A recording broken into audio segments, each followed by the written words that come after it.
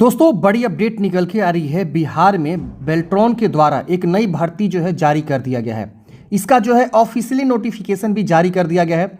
बिहार बेल्ट्रॉन होता क्या है फ्रेंड्स, मैं आपको थोड़ा सा जानकारी शेयर करना चाहूँगा ताकि आपको जो है थोड़ी सी इन्फॉर्मेशन मिल जाए इसके बारे में। देखिए, Bihar state electronics development corporation limited ये कंपनी का पूरा नाम है, जिसको शॉर्ट फॉर्म में हम लोग बेल्ट्रॉन बोलते हैं, हिंदी में आप यहाँ पे पढ़ सकते हैं।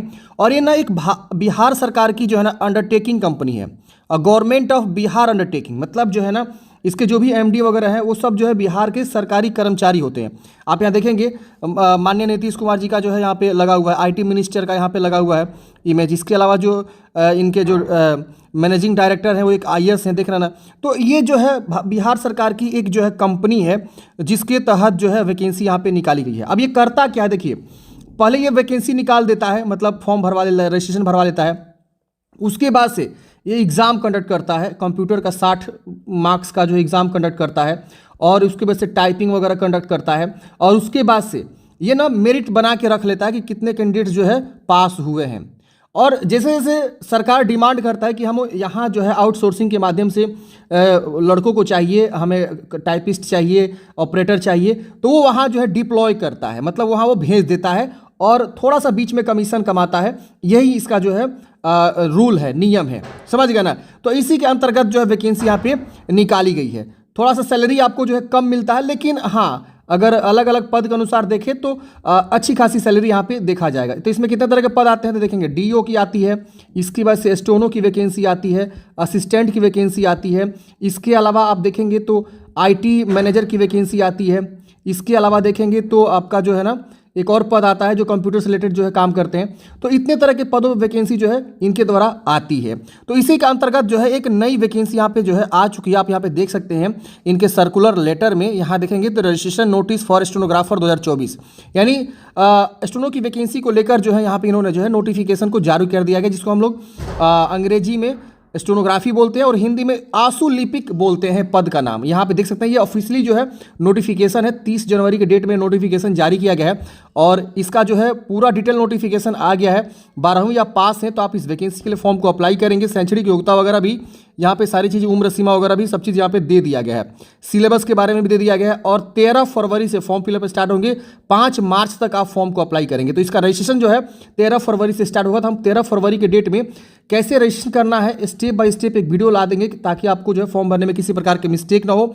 और यहाँ पे जो एप्लीकेशन फ़ी लगते हैं वो देख सकते हैं यहाँ पे सामान्य के लिए और यहाँ पे अन्य कोटि उम्मीदवारों के लिए 1000 रुपये। और यहाँ आप देखेंगे तो बिहार राज्य के अनुसूचित जाति अनुसूचित जनजाति यानी SC/ST के लिए 250 रुपया, बिहार राज्य के स्थायी निवासी आरक्षी अनारक्षी वर्ग महिला उम्मीदवार के लिए 250 रुपया, और यहाँ पे देखेंगे तो दिव्यांग के अभ्यर्थियों के लिए 250 रुपया आपको एप्लीकेशन फ़ी लगते हैं। यानी SC/ST और यहाँ पे देखेंगे तो PH कैंडिडेट्स के लिए और फीमेल के लिए जो है जो बिहार के निवासी है 250 रुपये एप्लीकेशन फ़ी है, 250 रुपये। और बाकी कैंडिडेट्स के लिए 1000 रुपये एप्लीकेशन फ़ी यहाँ पे लगता है, रजिस्ट्रेशन का फ़ी लगता है। तो चलिए समझते हैं इस भर्ती की संपूर्ण जानकारी। ऑफिशियल नोटिफिकेशन मैंने आपको दिखा दिया, यहाँ पे आप सिग्नेचर वगैरह भी देख सकते हैं। 30 तारीख के डेट में नोटिफिकेशन है। ये हम जो है न्यूज़पेपर के माध्यम से जानकारी को डाउनलोड किए हुए हैं, तो इसके माध्यम से समझते हैं। यहाँ पे जो है थोड़ा सा साफ आपको दिखेगा। अब देखिए यहाँ पे जो है ना ये बिहार गवर्नमेंट अंडरटेकिंग जो है ये कंपनी है और इसको हम बेल्ट्रॉन बोलते हैं। यहाँ पे आप देख सकते हैं सारी जानकारी आपको दिया गया है। अब यहाँ लिखा है कि देखिए, Bihar state electronics development corporation limited man power agency के माध्यम से राज्य सरकार के विभागों, कार्यालयों, निकायों की अधियोजनाओं के विरुद्ध संविदा के आधार पर स्टेनोग्राफी की सेवा उपलब्ध कराने के लिए अभ्यर्थियों की सूचीबद्ध करता है। मतलब पहले क्या करेगा, ये जो इंट्रेंस एग्जाम लेगा, अभी हम इंट्रेंस एग्जाम के ऊपर आएंगे कि कहाँ से क्वेश्चंस आते हैं, और फिर जो है कितना परसेंट लाएंगे तो आप मेरिट में बने रहेंगे। और उसके बाद से टाइपिंग टेस्ट लेता है और उसके बाद से सूची बनाता है। यहाँ लिखा हुआ है ना कि यहाँ पे सूचीबद्ध किया जाता है, यानी सूची पहले बनाता है, यहाँ पे भी लिखा हुआ है। और उसके बाद से बिहार में जितने भी विभाग हैं, कार्यालय हैं, निकाय हैं, उन सब में जो है अधियाचना आती है कि हमें जो है इतने कैंडिडेट्स चाहिए, तो उनको संविदा के आधार पर जो है क्या करता है वो उन लोगों को जो है भेजता है। तो एक मेन पावर एजेंसी के माध्यम से ये जो है राज्य सरकार में विभागों को भेजता है। तो एक मेन पावर एजेंसी है भी आप इसे बोल सकते हैं। इसके अलावा और भी इसके बहुत सारे काम हैं जो हम आगे डिस्कस करेंगे कभी।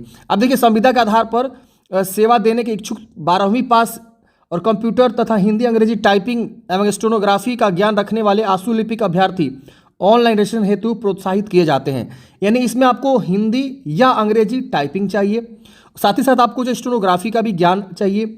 और यहाँ पे देखेंगे तो 12वीं पास भी बोला गया था, यानी 12वीं के साथ साथ आपको जो है टाइपिंग आनी चाहिए हिंदी इंग्लिश का, और स्टेनोग्राफी भी आप जानते हैं तो फॉर्म को अप्लाई करेंगे। यहाँ पे बोला गया कि दिनांक इतना से निगम की वेबसाइट यानी 13 फरवरी से इस वेबसाइट पर लिंक उपलब्ध रहेगा और इस लिंक के माध्यम से आप जो है फॉर्म को अप्लाई करेंगे। शैक्षणिक योग्यता यहाँ लिखा हुआ देख सकते हैं 12वीं पास। उम्र सीमा 18 से लेकर 59 वर्ष तक आपकी उम्र सीमा है, तो आप फॉर्म को अप्लाई करेंगे। परीक्षा शुल्क मैंने ऑलरेडी आपको बता ही दिया, 250 रुपये अप्लीकेशन फी SC ST के लिए, और बिहार के कोई फीमेल है उनके लिए। अदर स्टेट के लिए 1000 रुपये, और बिहार के OBC या EBC से आते हैं और जनरल से आते हैं, EWS से आते हैं, उनको 1000 रुपये अप्लीकेशन फी यहाँ पे लगते हैं। रजिस्ट्रेशन जो है 13 फरवरी से स्टार्ट होंगे और आप जो है 5 मार्च तक फॉर्म को अप्लाई करेंगे। तो ये इसका जो है एडवर्टाइजमेंट है। अब देखिए यहाँ पे जो कंप्यूटर बेस आधारित यहाँ पे परीक्षा होता है, MCQ multiple choice question computer पे होता है, और यहाँ लिखा गया है कि परीक्षा आयोजित की जाएगी। MCQ परीक्षा का syllabus national institute of open schooling NIOS का जो सिलेबस होता है ना, डाटा एंट्री ऑपरेटर के सिलेबस कोड संख्या 336 के समान होगा। अब ये आप सिलेबस निकाल सकते हैं, अभी मैं बताऊंगा किस प्रकार से सिलेबस आप निकालेंगे। आप वीडियो को लास्ट तक देखिए। देखिए NIOS आप सबको पता है, NIOS की जो वेबसाइट है वहाँ पे आपको जो है डाटा एंट्री ऑपरेटर के सिलेबस कोड संख्या 336 के समान होगा। तो इसी सिलेबस को ध्यान में रखते हुए आप पढ़ाई करेंगे ना, तो आपका इजीली जो एग्जाम क्रैक हो जाता है। MCQ 1 घंटे की होगी, जिसमें 60 प्रश्न पूछे जाते हैं। 1 घंटे में आपको 60 क्वेश्चन सॉल्व करने होते हैं, जिसमें से 50% अंक लाना, यानी जो है 60 का 50% हो गया 30 नंबर, यानी 30 मार्क्स आप ला देंगे ना फ्रेंड्स, तो आप यहाँ सिलेक्ट हो जाते हैं। इसके बाद से आपकी टाइपिंग होती है, तो यहाँ लिखा हुआ है, आप पढ़ेंगे तो समझ में आएगा। तो बहुत ईजी होता है, सारे के सारे जो है कंप्यूटर से रिलेटेड आपके जो है क्वेश्चन पूछे जाते हैं। जी हाँ, सारा क्वेश्चन कंप्यूटर से रिलेटेड होता है, और यही सिलेबस आपका होता है। जो भी 60 क्वेश्चन होंगे ना, सारा का सारा कंप्यूटर होता है और MCQ होता है। अब यहाँ पे देखेंगे तो MCQ परीक्षा के पश्चात उचित अंतराल के बाद टाइपिंग की दक्षता परीक्षा उसी दिन आयोजित की जाएगी। हिंदी और अंग्रेजी दोनों के टाइपिंग की दक्षता परीक्षा कंप्यूटर पर ली जाएगी। प्रत्येक टाइपिंग टेस्ट के बीच एक अंतराल होगा, यानी जो है MCQ परीक्षा के जस्ट बाद आपको जो है हो सकता है तो उसी दिन भी परीक्षा ली जा सकती है, या हो सकता है ज़्यादा कैंडिडेट्स होने की वजह से टाइपिंग के लिए अलग से जो है आपका एडमिट कार्ड जारी हो। तो ये चीज़ें आपकी होती है। अब यहाँ लिखा गया है कि उसी दिन हिंदी और अंग्रेजी की आशुलिपिक परीक्षा ली जाएगी, जिसमें हिंदी या अंग्रेजी आशुलिपिक की वांछित गति 70 वर्ड पर मिनट होगी तथा 20% एरर की छूट दी जाएगी।